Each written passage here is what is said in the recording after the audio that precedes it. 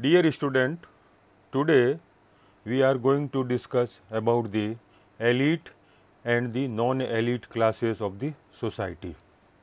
In this discussion, first we deal with the meaning and definition of elite, then types of elites. There are major two types of elites. One is governing elites and another is non-governing elites. We will discuss who are the governing elites and who are the non-governing elites. Some scholars said that these governing elites are known as the ruling elites.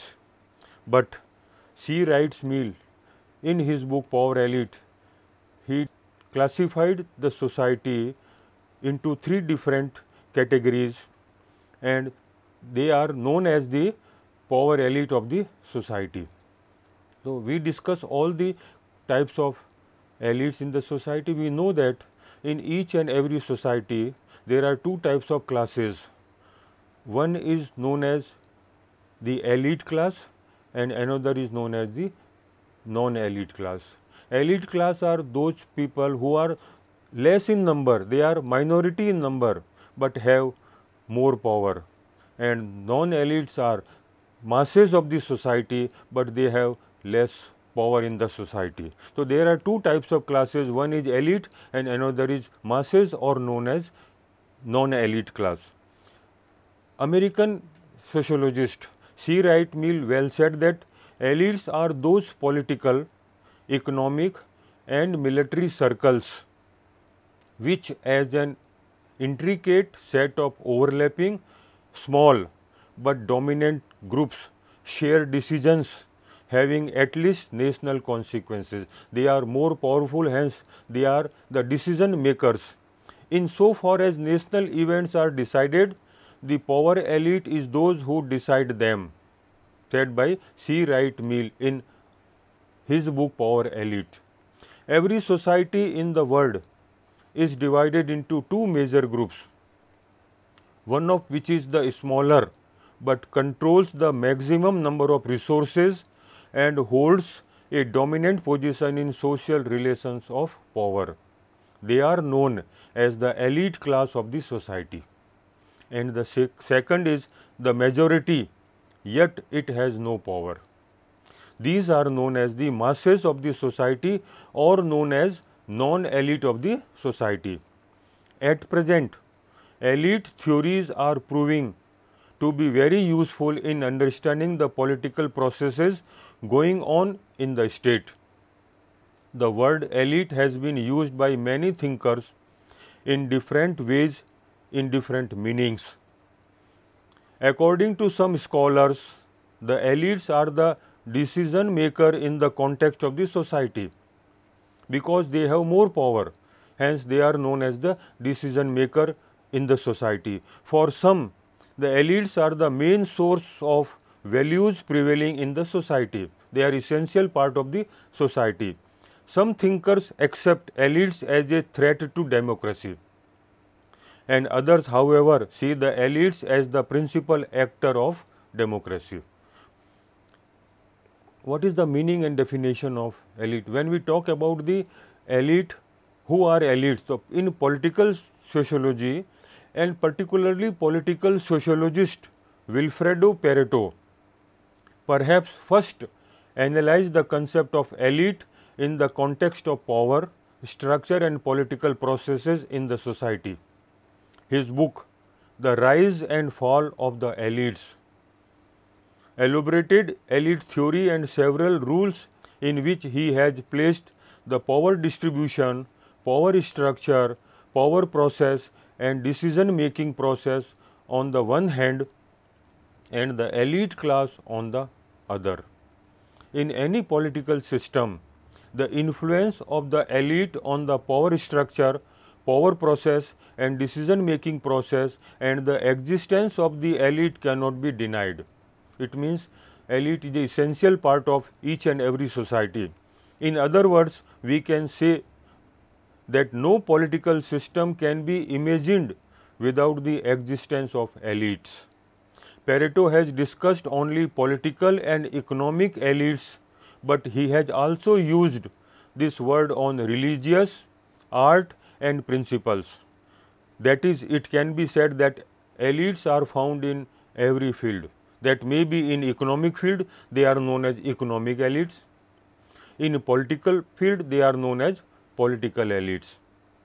Based on the above definition of elite, we can say that elite are found in every society and in every period in which the concept of dominance or power begins.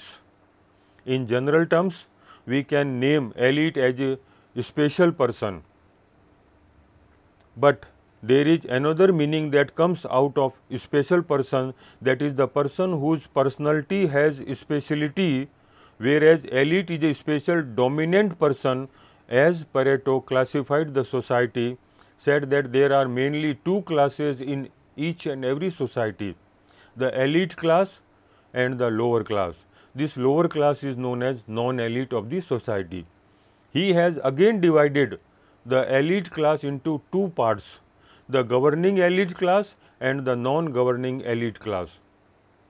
Explaining the difference between these two classes, he said that the governing elites live in power directly, while the non-governing elites influence power indirectly. Thus, it can be clearly said that the class which directly and indirectly affects the power is the elite class. And those who have less power or no power, they are known as the non-elite of the society, or they are known as the masses of the society. Elites are small groups of individuals who exercise disproportionate power and influence.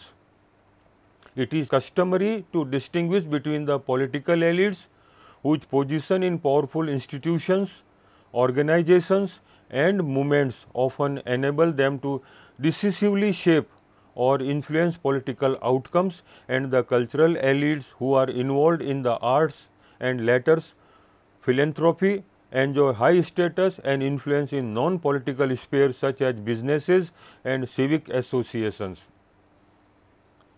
At the national level, the political elites number only a few thousand in all, but the largest countries, while the composition of the cultural elites is more uncertain and depends on non-political sphere considered consequential in society.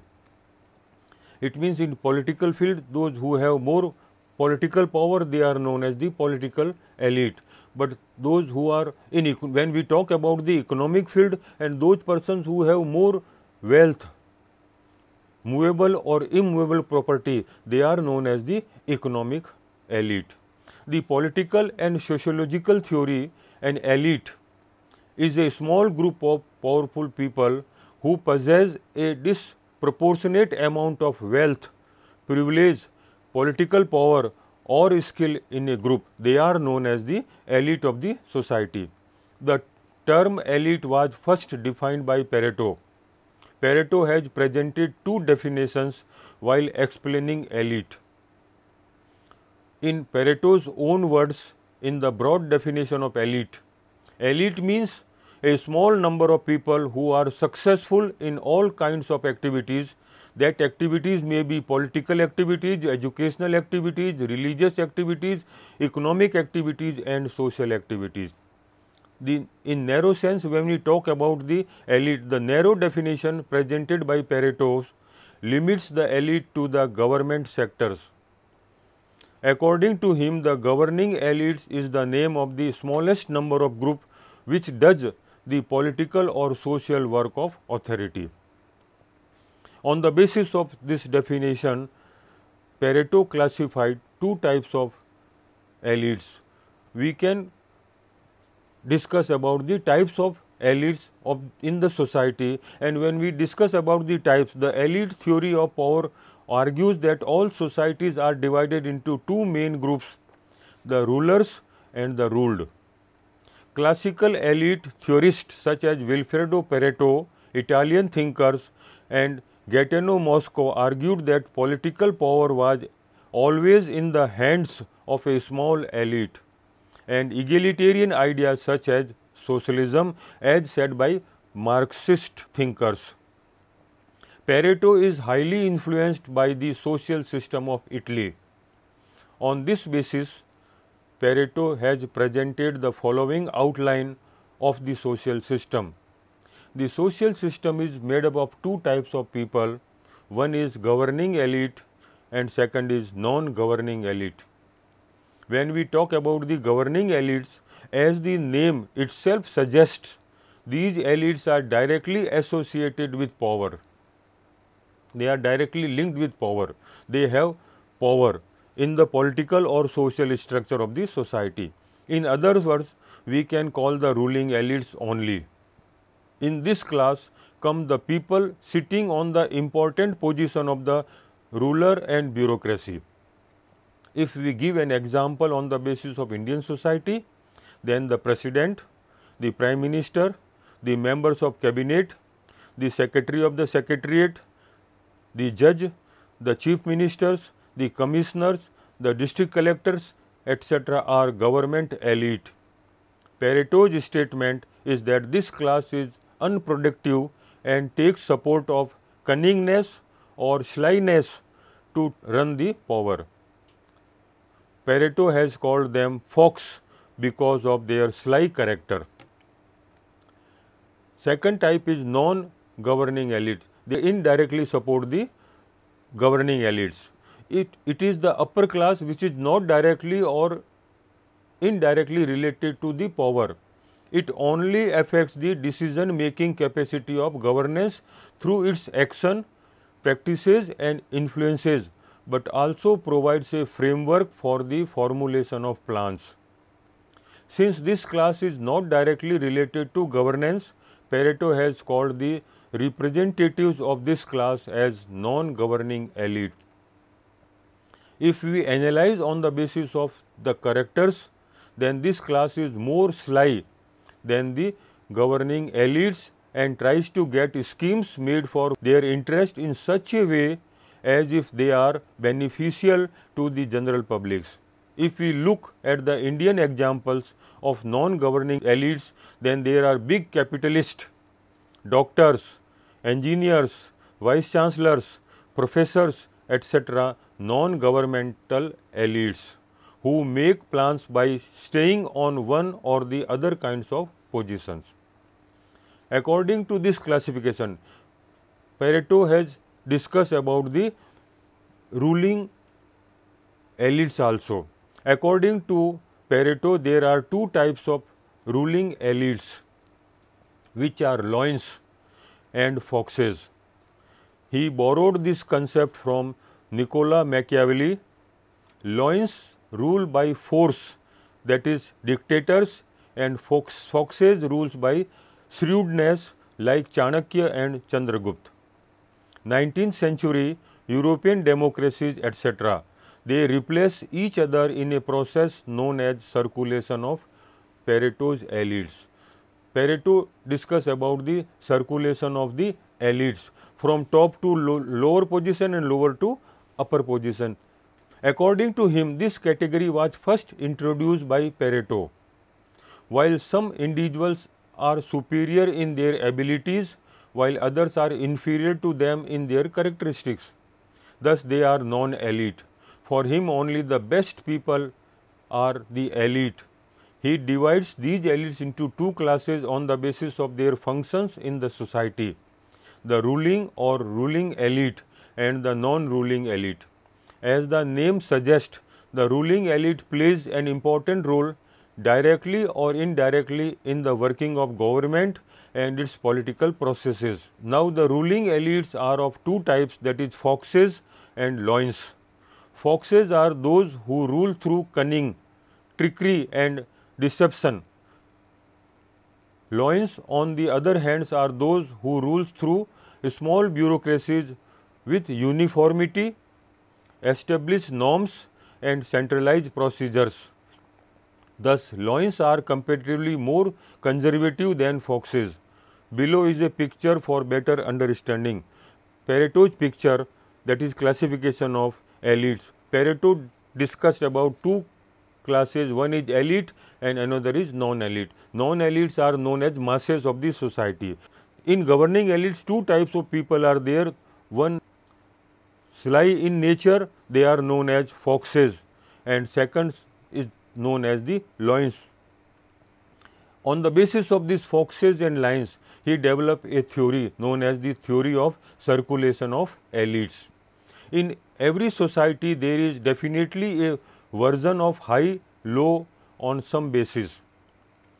Broadly speaking, every society can be divided into two main classes, which are called the upper class and the lower class. The upper class people have power in their hands, and they are often the rulers of the society. They are powerful men, hence they are known as the ruler of the society. From this point of view, this class is an influential class whose members are more intelligent, clever, efficient and capable. On the strength of these qualities, they occupy a high position in the social stratification and rule the society. Pareto has called this upper aristocracy class as elite. This is known as the elite, are more powerful. They have some dominance nature, they have the influential power, hence they are known as the elite of the society. According to Pareto, there is a continuous process of moving up and down within this elite class, which Pareto has termed as the circulation of elites. In other words, one of the main features of social stratification is that no class, especially the elite, is more stable. It means no class is stable in the society, instability is there. According to the success or failure achieved in their life, lower class people can go to higher class and upper class people can come to lower class. The speed of this circulation is not the same in each and every society. In some society this is fast, and in some society this process is slow. But the process of circulation definitely happens in every society, because it is not possible for any class to be completely closed class. Class is open class. Hence, movement is there from upper to lower and lower to upper. In fact, in every society, the process of circulation of the elite continues at one speed or the other.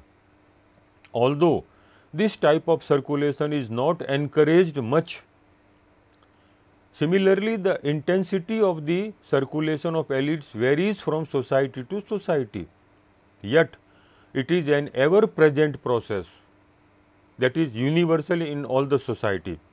In short, the speed and intensity of the circulation of elite varies from one society to another and from one time to another, but it does happen at all times and in every society. In very brief, we can say that the process of moving from bottom to top and from top to bottom in the classes goes on in every society, and there are three main reasons for it. The first reason is no class can be completely closed. When we talk about the caste, caste is a closed class, but class is open. Hence, there is possibility of circulation from lower to higher and higher to lower. Second important characteristic is elite possesses power, and this power corrupts them and leads to their downfall. Third is, even in the lower class there are skilled and intelligent people who keep climbing up. With their capabilities they move from lower to higher, and those corrupt in the top position they come down to the lower position. This elite class dominates the society, but the conditions on which their dominance depends on variable, that is changeable.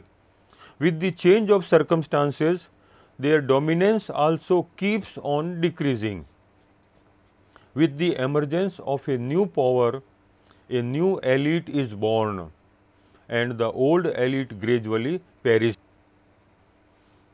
This is known as the circulation from higher to lower and lower to higher. According to Pareto, the aristocracy does not remain stable or survive for long. Rather, its destruction is its law script. The ruling elites of Athens died without leaving any descendants. The result of this type of tendency of the class is that the number of elites decreases, and to fill their vacant places, those of the lower class member who are more skilled and capable get an opportunity to move up. This is how the deficiency found in the elites is met. Similarly, in Germany also, what is called the elite today, most of its members are people who were mere servants of the elite of ancient times. Hence, it is clear that the elite is destroyed due to the continuous decrease in their numbers and due to the ends of their qualities. If they lose their qualities or they corrupt in their behavior, they come down in the lower position. Their vacant places are filled by the members of the lower classes. Those who are capable, those who are skillful people, they fill up the gap of higher position. In short, we can say that the elite rule the society but dig their own graves. That's why Pareto clearly said, history is the graveyard of the elites, that is aristocracy. It is clear from the above description that according to Pareto's views, the downfall of the elite class and the upliftment of the lower class happens all the times in every society. But the elite is not in favor of this circulation or flow. They don't want it. Because of the people of the lower class continuously come into their class, as a result of which both their prestige and power decreases. For this reason, they try their best to stop this effect and do not hesitate to adopt their proper and improper means to fulfill this purpose. There is a narrowness of authority, power and prestige that grips the people of elite class, and they also use power or force to maintain their status or prestige. Its result is also very harmful for the elite. Pareto believes that the end of the old aristocracy and the birth of a new rigid military aristocracy in its place will definitely happen, but this new system will be built by the lower class people only. Similarly, according to the views of Pareto, C. Wright Mills also discussed about the elite, and he classified the society on the basis of power. Hence, they discuss about the power elite in the book The Power Elite. American sociologist C. Wright Mills has given a clear explanation of the theory of power elite in his book, the concept of power elite in his book The Power Elite. Mills' central belief is that economic, social and political power in American society is wielded by three interrelated layers. The first layer is known as military chief, that is military sphere or field, the corporate chief, that is in the corporate field, and the political leader, that is in political field. Together these three makes up the power elite. These three are known as the power elite of the American society. One is in the military field, they are known as the power elite. In the political field, they are also known as the power elite, and in the economic field, they are also known as the power elite. Mills says that the real power in America is in the hands of the powerful and influential people of these three classes. The influential people, that is known as elites of these three areas, together form a collective power. That is one layer system. One is political elite, second is economic, and third is military elites, which is called a pillar power structure. There are some people who have more power at the highest peak of the stratification in the economic, political and military field in the society. Such type of mutual relationship develop between all of them, and they start taking important decisions in the society. They are known as the decision makers of the society. Politicians of the nation, industrialists in the economic field, high officials in the military make up the power structure of America. Whatever decisions are taken there, they are all related to their efforts and in their interest. Mill says that the people of these three regions are related to the same types of families. Their education is done from the famous schools here, and all of them have important relations with each other, and its main power has reached directly to the centers. C. Wright Mills studied the American society and propounded the theory called power elite in his book The Power Elite, in which he says that these three important parts are linked in such a way that if we call them military capitalism in place of American capitalism, it will not be exaggeration, because a tank or a gun made in a factory is linked to the interest of both the economic elite and the military elites, and in this form these three are decisive for each other. Their decisions systematically protect each other's interest. Whatever decisions are taken at the national and international level in American society, they are taken by these power elites in American whole system, political system or social system or economic system. One another type is also known as the economic elites. Burnham classified the elite and named economic elites. James Burnham takes an economic approach to defining elitism, in which power is seen as a means of identifying who is and who is not an elite. In this dynamic, the elite derive their power according to the degree of their control over the means of production and distribution. Those who are owner of the means of production, they are known as the economic elite. This gives them an influential position in society compared to those at the other ends of the social spectrum who have no such access to the means of production or distribution. According to this understanding, the easiest way to find out who is the dominant elite for the ruling groups of a society is to find out which group receives the maximum income, even in order to have political power in a given society. One must first have economic power, as political power also comes from economic control. He gives the example of capitalism to buttress his case. In it, he argues that capitalism will gradually be replaced by an economic and political system run by managerial elites, as capitalists stand over control of their businesses to people with the potential of professionals, managers. This would result in a managerial revolution in which managers and bureaucrats would become interchangeable because of state supports.